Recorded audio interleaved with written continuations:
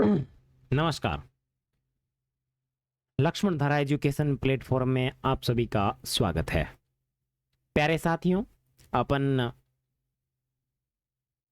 NCERT MCQ for all exam अर्थात सभी प्रतियोगी परीक्षाओं के लिए इतिहास विषय कक्षा 6 के बारे में जो महत्वपूर्ण इंपॉर्टेंट एमसीक्यू प्रश्न थे उनकी 5 वीडियो अपन ने कंप्लीट कर लिए और आज जो है वो 6ठा वीडियो है। ठीक है, तो इससे पहले अपने 5 वीडियो अपलोड हुए हैं, वो अपनी लक्ष्मण धारा यूट्यूब चैनल के प्लेलिस्ट के अंदर दिए हुए हैं, तो आप प्लेलिस्ट में जाओगे तो आपको वहाँ अवेलेबल हो जाएंगे। ठीक है, और आज अपन 6ठे वीडियो के बारे में बातचीत करेंगे, जिसके अंदर देखेंगे अपने 4थे अध्याय को, जिसका नाम है क्या बताती हैं किताबें और खबरें। इस अध्याय से कौन कौन से महत्वपूर्ण एमसीक्यू क्वेश्चंस बनेंगे उनकी बातचीत करने वाले हैं। तो चलो गले में खराश, तो चलो भाई आप शुरू करें, मैं पानी पी लेता हूं।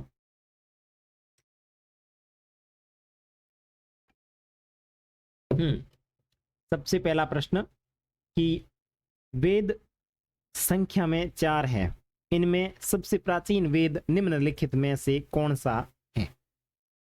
मैं उम्मीद करता हूं आपकी वॉइस वगैरह क्लियर आ रही होगी और ये आपको जो स्क्रीन पे दिख रही है चीज़ें वो बिल्कुल अच्छे तरीके से दिख रही होगी। ठीक है, और अगर थोड़ी कम क्वालिटी में दिख रहा है तो आप क्वालिटी बढ़ा लीजिएगा। ठीक है, तो वेद जो है वो 4 है और सबसे प्राचीन जो वेद है वो अपना ऋग्वेद है। ठीक है, व्याख्या देखो, वेद संख्या में 4 है, ऋग्वेद, सामवेद, यजुर्वेद और अर्थवेद। 1 नंबर, 2 नंबर, 3 नंबर और 4। और सबसे प्राचीन जो है वो अपना ऋग्वेद है।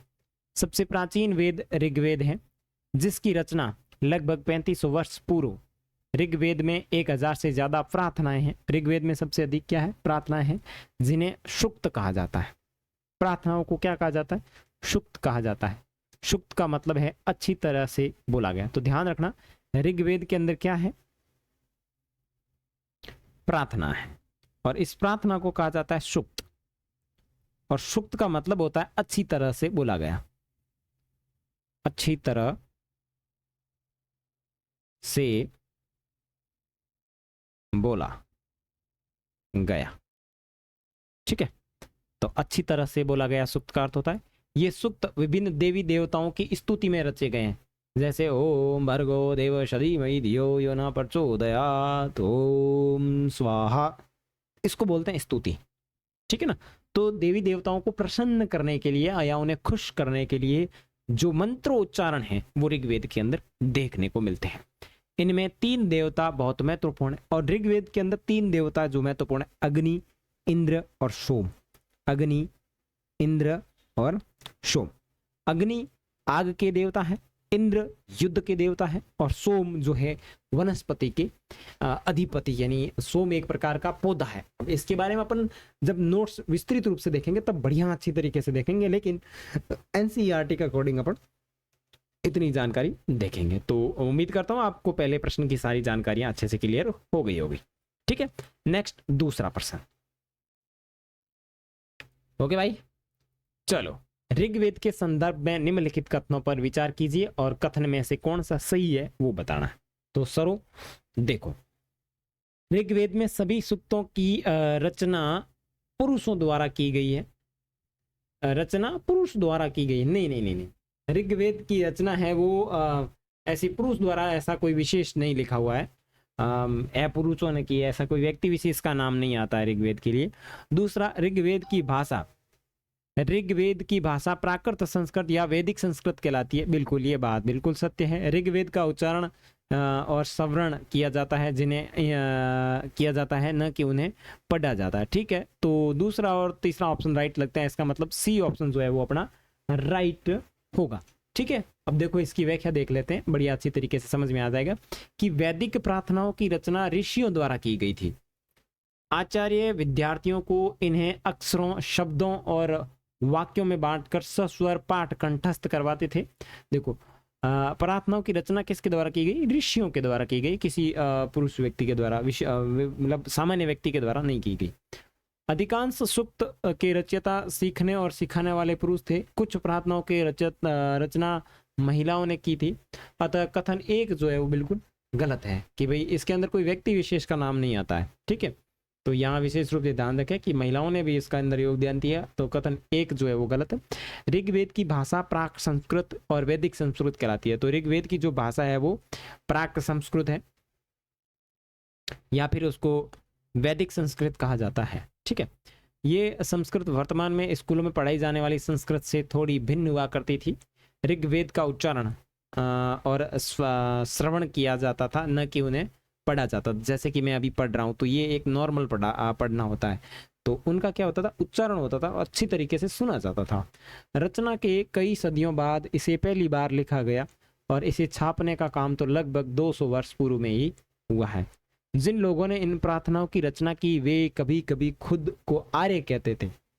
तो देखो सब अलग अलग है, कुछ लोगों ने की, कुछ आर्यों ने की, कुछ ऋषियों ने की, कुछ महिलाओं ने की। तो इस तरीके से किसी व्यक्ति विशेष का अपने इसके अंदर नाम नहीं दे सकते कि किसने इसकी स्थापना की। आगे देखो तीसरा प्रश्न, ऋग्वेद में निम्नलिखित में से किन नदियों का उल्लेख मिलता है? अब जो ऋग्वेद है, इस ऋग्वेद के अंदर कौन कौन सी नदियां हैं उनका उल्लेख मिलता है। तो देखो नदियों के अंदर कौन सी नदी का उल्लेख मिलता है? ऑप्शन देखो, सरस्वती, सिंधु, गंगा, यमुना। और नीचे दिए गए कोड की सहायता से अपने को इसके अंदर देखना है।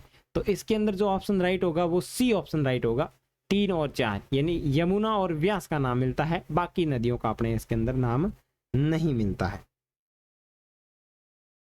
ठीक है, तो देखो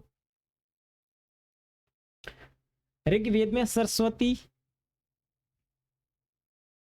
नीचे दिए गए कोड का प्रयोग करके सही उत्तर चुनिए। नीचे दिए गए कोड में अपने देखो सरस्वती, सिंधु और उसकी सहायक नदी व्यास, सतलुज, अन्य का वर्णन कई बार प्रयोग हुआ है, परंतु गंगा और यमुना का इसके अंदर उल्लेख नहीं मिलता है। तो देखो सरस्वती का मिलता है, गंगा यमुना का नहीं मिलता, सिंधु का मिलता है। इसका मतलब 1 नंबर राइट, 2 नंबर राइट, फिर 4 नंबर राइट और 5 नंबर राइट, 4 नंबर राइट और 5 नंबर राइट। तो 1 2 4 5 है ही नहीं, 1 2 5 है डायरेक्ट, फिर भी ये गलत हो गया। 3 और 4 बिल्कुल 1 2 5, 1 2 और 5 ये भी सही कहा जा सकता है, क्योंकि 1 नंबर अपना राइट है सरस्वती है, 2 नंबर जो अपनी है वो सिंधु है, 4 नंबर आना चाहिए और 5 नंबर आना चाहिए, फिर 4 पीछे रह जाता है। तो ये ध्यान रखें कि किस किस का नाम है, उस ऑप्शन को गोली मारो। आप याद रखना कि ऋग्वेद के अंदर एक तो सरस्वती है, एक सिंधु है, ठीक है, और उसकी सहायक नदियां व्यास, सतलुज का वर्णन अपने को कई बार देखने को मिलता है। ठीक है ना, तो ये बात जो है ये विशेष है कि भाई इनका नाम है जो इसके अंदर आता है। ठीक है, आगे देखो प्रश्न संख्या 4, सूची 1 को सूची 2 से सम्मिलित करना है, कि सूची की अपने को क्या करनी है, मिलान करनी है। तो प्रश्न संख्या 4 के अंदर देखो संस्कृत भारोपीय यानी भारतीय यूरोपीय भाषा का परिवार, तो 1 के अंदर 4 हो जाएगा। ठीक है ना, तो 1 बराबर ए बराबर 4, मैं यहां अच्छे से लिख लेता हूं, ए बराबर 4। बी में ढूंढो, बी में क्या ढूंढो, पूर्वोत्तर क्षेत्रों की भाषा। जो बी है वो है पूर्वोत्तर क्षेत्रों की भाषा। अब पूर्वोत्तर क्षेत्र है उसकी क्या भाषा थी, तिब्बत बर्मा भाषा परिवार। ठीक है ना, तो बी के अंदर क्या हो जाएगा, बी के अंदर हो जाएगा 3। ठीक है, उसके बाद में मलयालम, मलयालम है जो द्रविड़ भाषा परिवार है। ठीक है ना, तो सी के अंदर हो जाएगा 2। पीछे रहा डी, डी के अंदर अपने आप ऑटोमेटिकली 1 हो जाए, तो 4 3 2 1।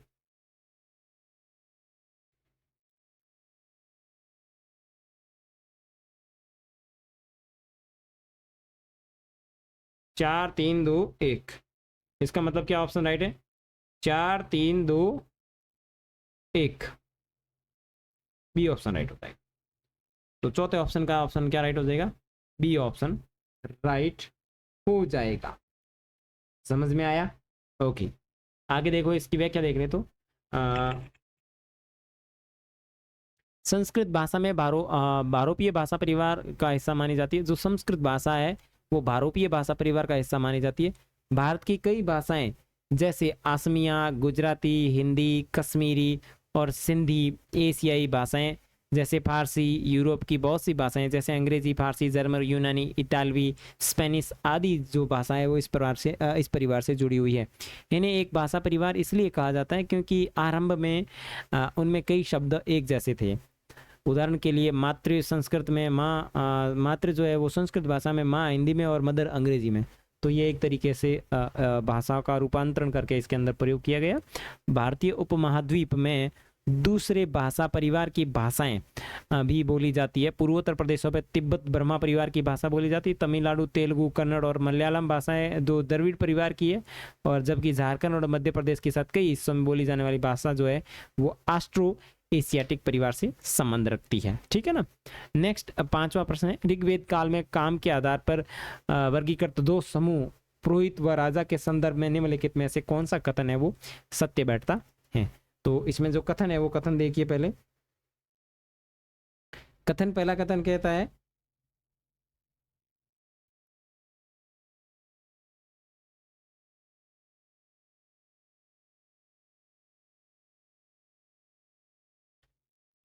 पुरोहित जिन्हें कभी कभी ब्राह्मण कहा जाता था तरह तरह के यज्ञ में यज्ञ और अनुष्ठान करते थे। क्या यह बात सत्य है?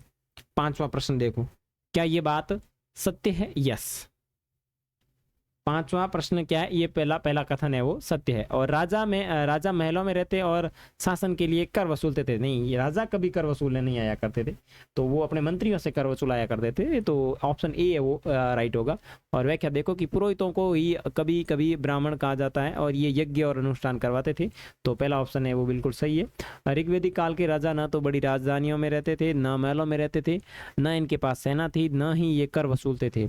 यही नहीं, राजा की मृत्यु के बाद उसका बेटा अपने ही शासक नहीं, अपने आप ही शासक नहीं बन जाता था, क्योंकि राजा एक प्रकार का सरदार था और उसकी शक्तियां सीमित थी। आभास होता है कि कबीले की आम सभा जो समिति कहलाती है अपने राजा को चुनती थी। अतः कथन दो है वो बिल्कुल गलत है। तो ऋग्वेद में और ऋग्वेद के बाद की जो स्थिति है वो काफी भिन्न है। तो ऋग्वेद की स्थिति को आप अच्छे से समझें। उसके बाद में देखो छठा, निम्न में से कौन से शब्द या कौन सा नाम है वो ऋग्वेद में मिलता है? तो देखो ऋग्वेद के अंदर कौन कौन से नाम मिलते हैं? पुरु यानी पुरु, जन या विश्व, ये नाम मिलता है, बिल्कुल ये नाम मिलता है। उसके बाद में भारत, जन या विश्व, बिल्कुल ये भी मिलता है। यदु, जन या विश्व, ये भी मिलता है। तो इसके जो अंदर जो छठा क्वेश्चन है, छठे क्वेश्चन के अंदर जो ऑप्शन राइट होगा वो बिल्कुल डी ऑप्शन राइट होगा।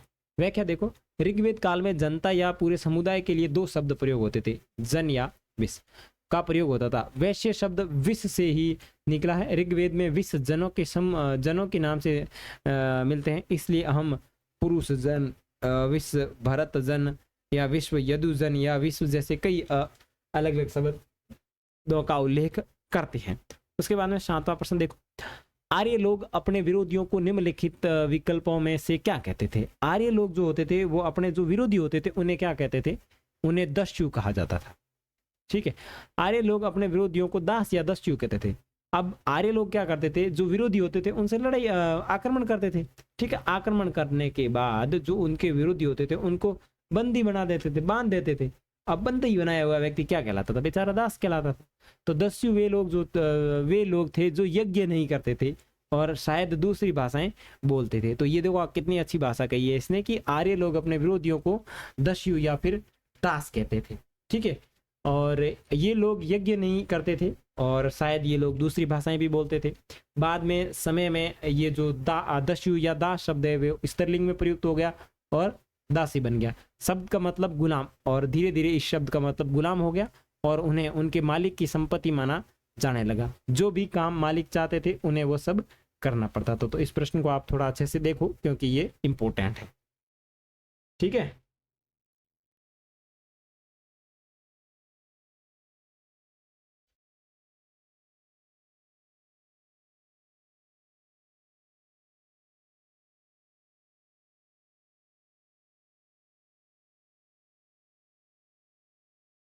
हाँ, तो ये समझ में आ गया कि भाई आर्य लोग अपने जो थे विद्रोही करने वाले जो विरोधी थे उन्हें दस्यु कहते थे, और दस्यु दास वगैरह होते थे जो यज्ञ नहीं करते थे और दूसरी भाषा बोलते थे। बाद में और स्त्रीलिंग में प्रयुक्त हुए और इन्हें स्त्रीलिंग दासी बन गयो, और दासी धीरे धीरे रूपांतरण ऊपर गुलाम शब्द बन गया। और फिर जितने ही गुलाम होता उन्हें उनके मालिक की संपत्ति मानी जाती थी कि भाई जो व्यक्ति जीत के इनको लाया है, जिसने इनको बंदी बनाया है, वो उसकी संपत्ति है। ठीक है ना, मान लो जैसे दहेज में कैसे मिलते हैं इस तरीके से। और उन्हें वो सब कुछ करना पड़ता था जो अपना मालिक चाहता था। अब 8वां प्रश्न देखो, व्याख्या दी हुई है, 2 व्याख्या पढ़नी है। आर्य लोग अपने विरोधियों को दास या दस्यु कहते थे, बिल्कुल सही बात है। दस्यु वे लोग थे जो यज्ञ नहीं करते थे, ओके, और शायद दूसरी भाषाएं बोलती थे, तो पहला कथन तो बिल्कुल सत्य है। बाद के समय में दास स्त्रीलिंग दासी बन गया और शब्द का मतलब गुलाम हो गया और उन्हें अपनी मालिक की संपत्ति माना जाने लगा। क्या बात सही है? बिल्कुल। तो इसके अंदर जो ऑप्शन है वो आपका राइट हो जाएगा। 8वें प्रश्न के अंदर 8वें प्रश्न के अंदर आपका जो ऑप्शन राइट है वो सी राइट है।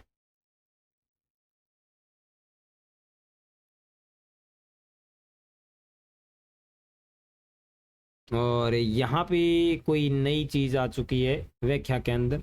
तो कब्र बनाने के लिए बड़े बड़े पत्थरों का प्रयोग महापाषाण शिलाखंड दफनाते थे, महापाषाण के बनाने की प्रथम प्रथा। तो भाई साहब ये कुछ अलग ही मामला है। मेरे को ये लगता है कि नीचे वाले प्रश्न की ये व्याख्या है। निम्नलिखित में से कौन से चिन्ह जमीन के भीतर की महापाषाणकालीन कब्रों को दर्शाते हैं? गोलाकार सजाए हुए पत्थर, अकेला खड़ा हुआ पत्थर, पत्थरों के बड़े चबूतरे।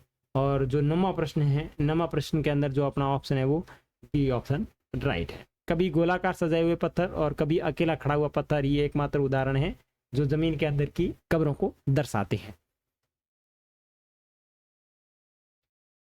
ठीक है, तो ये और ये जो जमीन के अंदर कब्रें होती थी उनके ऊपर ये इस तरीके की चीजें हुआ करती थी। आगे देखो 10वां प्रश्न, सभी महापाषाणकालीन कब्रों में कुछ समानताएं हैं। ठीक है ना, कुछ समानताएं हैं। सामान्यतः मृतकों को खास किस्म की मिट्टी के बर्तनों के साथ दफनाया था। इन्हें बर्तनों को निम्नलिखित में से किस नाम से जाना जाता है? अब 10वें प्रश्न के अंदर जो मिट्टी के बर्तनों के अंदर दर्शाते थे तो उन मिट्टी के बर्तनों को क्या कहा जाता था? तो काले लाल मिट्टी के बर्तन होते थे। इन कब्रों के सामान्यतः काले लाल मिट्टी के बर्तनों को मृतकों के साथ दफनाया जाता था। यह एक ऐसी समानता है जो लगभग सभी महापाषाणिक कब्रों में मिलती है। इसके साथ ही विभिन्न कब्रों में लोहे के औजार और हथियार, घोड़े के कंकाल, सामान तथा पत्थर और सोने की गहने भी प्राप्त हुए हैं। ठीक है, आगे देखो 11वां प्रश्न, महापाषाणिक कब्रों के संदर्भ में निम्नलिखित कथनों में से कौन सा कथन सही नहीं है? 11वें प्रश्न के अंदर कौन सा कथन जो सही नहीं है वो बताना है। महापाषाणिक कब्रों से प्राप्त चीजें दफनाए गए लोगों की सामाजिक स्थिति में भिन्नता को दर्शाती है। ठीक है, कुछ महापाषाणिक कब्रों से एक ही परिवार के कई लोगों के कंकाल मिले, बिल्कुल सही बात है। कब्रों पर गोलाकार चट्टान या खड़ी चट्टान रख कर चिन्ह बनाए जाते थे ताकि लोग आवश्यकता अनुसार शवों को दफना के दोबारा आ सके, बिल्कुल सही बात है। कब्रों में दोबारा जाने के लिए एक रास्ता होता था जिन्हें डेथ होल के नाम से जाना जाता था। नहीं, ये जो सही नहीं है वो प्रश्न बताना है। तो 11वें के अंदर ये जो डी है वो सही नहीं है।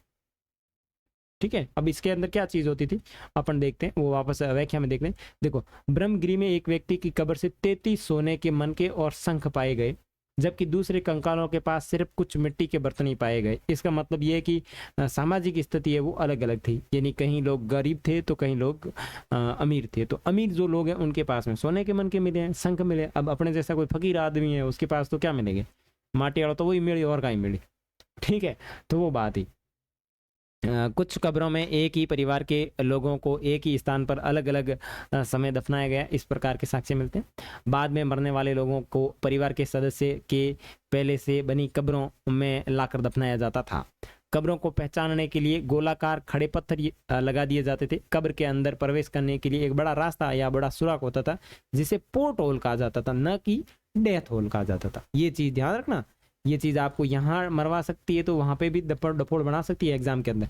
अपन देखिए मरिया तो डेथ हॉल, डेथ हॉल नहीं है, पोर्ट हॉल होता था, न कि डेथ हॉल होता था, इसलिए अपना ऑप्शन जो डी है वो बिल्कुल गलत होगा। ठीक है, नेक्स्ट देखो 12, इनाम गांव एक आरंभिक गांव था जहां 3600 से 2700 वर्ष पूर्व लोग रहते थे। इनाम गांव निम्नलिखित में से किस नदी के किनारे स्थित है? तो ये अपना जो नदी है वो घोड़ नदी के किनारे स्थित है।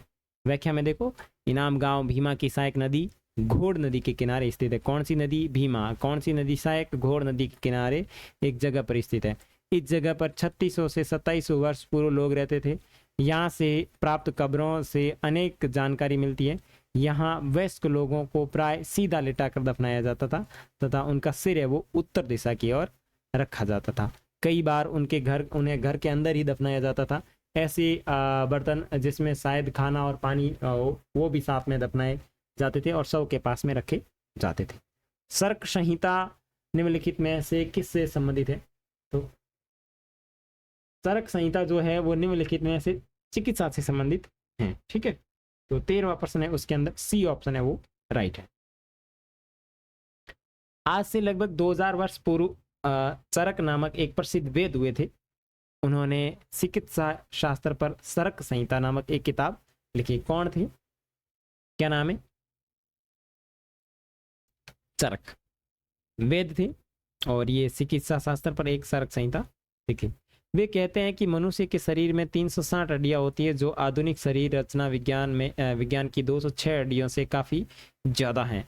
संभवतः चरक ने अपनी गिनती में दांत हड्डियों को जोड़कर कॉर्टिलेज को जोड़कर ये संख्या बताई थी। तो इसने कितनी बताई थी? 360 बताई थी, और जो कि आधुनिक विज्ञान की कितनी है?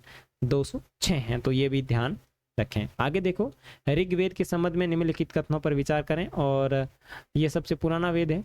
ठीक है, तो देखो ऋग्वेद जो है वो सबसे पुराना वेद है। ऋग्वेद में केवल युद्ध के देवता इंद्र का ही उल्लेख मिलता है, और पहला ऑप्शन ये रहा। दूसरा ये रहा कि इसमें केवल इंद्र का ही उल्लेख मिलता है। वैदिक रचनाओं की कुछ महिलाओं द्वारा की गई नीचे दिए गए कथनों में से कौन से कथन है वो सही है? तो 14वें प्रश्न के अंदर सी ऑप्शन राइट है, पहला और तीसरा। तो पहला तो ये रहा, तीसरा ये रहा। लेकिन आप ध्यान रखें, जो इसके अंदर अपने देवता हैं, इन देवताओं के क्या क्या नाम है? तो देवताओं के नाम ये रहा, देखो, इंद्र जो युद्ध के देवता है, सोम एक प्रकार का पौधा है, और आग जो अग्नि के देवता है। ठीक है ना, और ये आप इस तरीके की इसकी व्याख्या देख सकते हैं। आगे देखो 15वां क्वेश्चन, निम्नलिखित कथनों पर विचार करें। निम्नलिखित कथनों पर विचार करें।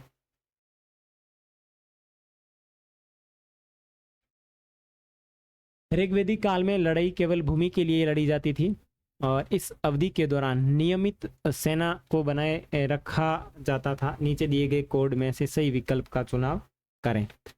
तो इसमें ऐसा कोई था ही नहीं कि ऋग्वेद में लड़ाइयाँ हैं वो भूमि के लिए लड़ी जाती थी, या फिर इस अवधि के दौरान जो नियमित सेना है वो बिल्कुल रखी जाती थी। तो ऐसा कोई किसी प्रकार का उल्लेख नहीं मिलता। इसके अंदर ऑप्शन डी राइट होगा। ऋग्वेद काल में लड़ाइयाँ मवेशियों के लिए लड़ी जाती थी। किसके लिए लड़ी जाती थी? मवेशियों के लिए लड़ी जाती थी। भूमि के लिए लड़ाइयाँ भी लड़ी जाती थी, जो चारा और जल्दी उगने वाली जौ यव जैसी फसलों को उगने के लिए महत्वपूर्ण थी। पानी के लिए और लोगों को पकड़ने के लिए भी कुछ लड़ाइयाँ लड़ी गई। अधिकांश पुरुष इन युद्धों में भाग लेते थे। कई नियमित सेना नियमित नहीं थी, कोई भी नियमित सेना नहीं थी, ठीक है इनकी, ठीक है ना। लेकिन सभाएं थी, यहाँ लोग मिलते थे और युद्ध तथा शांति के मामलों पर चर्चा किया करते थे, और वे अपना नेता भी चुनते थे जो अक्सर बहादुर और कुशल योद्धा के रूप में होता। 16वां क्वेश्चन देखो, ऋग्वेदिक काल के दौरान प्रचलित राजनीतिक व्यवस्था में निम्नलिखित में से कौन सी व्यवस्था है उसके ऊपर विचार करें। राजा के पास लोगों से कर एकत्र करने की शक्ति थी। क्या 16% के अंदर पहला ऑप्शन राइट बता रहा है? नहीं, राजा के पास में इस प्रकार की कोई शक्ति नहीं थी। राजा का पुत्र स्वाभाविक रूप से राजा का उत्तराधिकारी बनता था? नहीं। D option. देखो, वैदिक काल के दौरान कार्य संपादन के संदर्भ में 2 वर्गों का वर्णन मिलता है। एक तो पहला मिलता है पुरोहित, और जिन्हें कभी कभी ब्राह्मण भी कहा जाता है, और जो विभिन्न अनुष्ठानों को संपन्न करवाने काम करता था, और दूसरा राजाओं का वर्ग था। 2 वर्ग ही मुख्य थे। एक तो थे पुरोहित, अब ये जितने भी पुरोहित थे ये तो मंत्र उच्चारण करने का काम करते थे, और दूसरा वर्ग महत्वपूर्ण जो था वो था कौन? राजा स्वयं। और इन राजाओं के पास ना तो राजधानी नगर थे, ना महल थे, ना सेनाएं थी, और न ही कर एकत्र करने की ऐसी कोई प्रक्रिया हुआ करती थी, और न ही ऐसा कोई प्रावधान था कि राजा का पुत्र ही राजा बनेगा। आगे देखो 17वां क्वेश्चन देखो। 17वां क्वेश्चन क्या कह रहा है कि दस्यु वे लोग जो बलि प्रदान नहीं करते थे, और दस्यु वे लोग थे जो अनार्थ की अनार्य भाषा बोले थे, यानी कोई और भाषा बोलते थे। तो इसके अंदर सी ऑप्शन राइट है, ठीक है ना। रचनाओं की रचना करने वालों ने खुद को आर्य कहा है, ठीक है, और आर्य वर्णित किया है, और अपने विरोधियों को दास या दस्यु कहा है। और दस्यु वे लोग थे जो बलि प्रदान नहीं करते थे और संभवतः विभिन्न भाषाएं बोलते थे। बाद में दास शब्द स्त्रीलिंग दासी और धीरे धीरे गुलाम बन गया, और दास वे महिला और पुरुष होते थे जिन्हें अक्सर युद्ध में बंदी बना लिया जाता था। उन्होंने अपने स्वामियों की संपत्ति के रूप में माना जाता था। स्वामी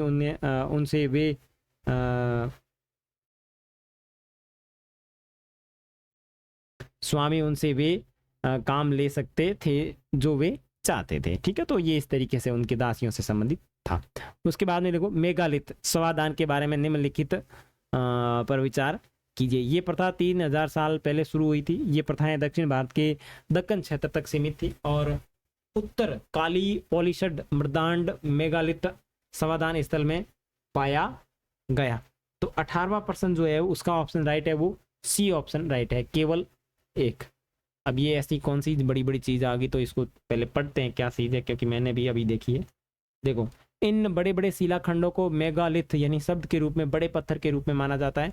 इन्हें लोगों द्वारा सावधानी पूर्वक व्यवस्थित किया जाता था, और स्वादान स्थलों को चिन्हित करने के लिए इसका उपयोग किया जाता था। मेगालिथ को खड़ा करने की प्रथा लगभग 3000 साल पहले शुरू हुई थी, और पूरे दक्कन कश्मीर में प्रचलित थी। दक्षिणी भारत, उत्तर पूर्व और इन सभी स्वादानों के कुछ सामान्य विशेषताएं हैं। सामान्य रूप से मृतकों को विशिष्ट बर्तनों के साथ दफनाया जाता था, जिन्हें काला लाल मृद भांड कहा जाता था। लोहे के औजार और हथियार भी मिले हैं। कभी कभी घोड़ों के कंकाल, घोड़ों की हड्डियों से बने उपकरण और पत्थर तथा सोने के आभूषण भी मिलते हैं, ठीक है। तो ये चीज देख लेना। उसके बाद में इमाम गांव समाधान पद्धति के बारे में निम्नलिखित कथनों पर विचार कीजिए। इनाम गांव घोड़ नदी के किनारे स्थित है, बिल्कुल सही है। यहाँ घर के भीतर शव मिले हैं। क्या दूसरा ऑप्शन भी इसके अंदर राइट है? तो देखो बिल्कुल सी ऑप्शन है, तो इसके अंदर ये दोनों ऑप्शन राइट है। और इसके बारे में अपन इमाम गांव के बारे में व्याख्या पहले ही पढ़ चुके।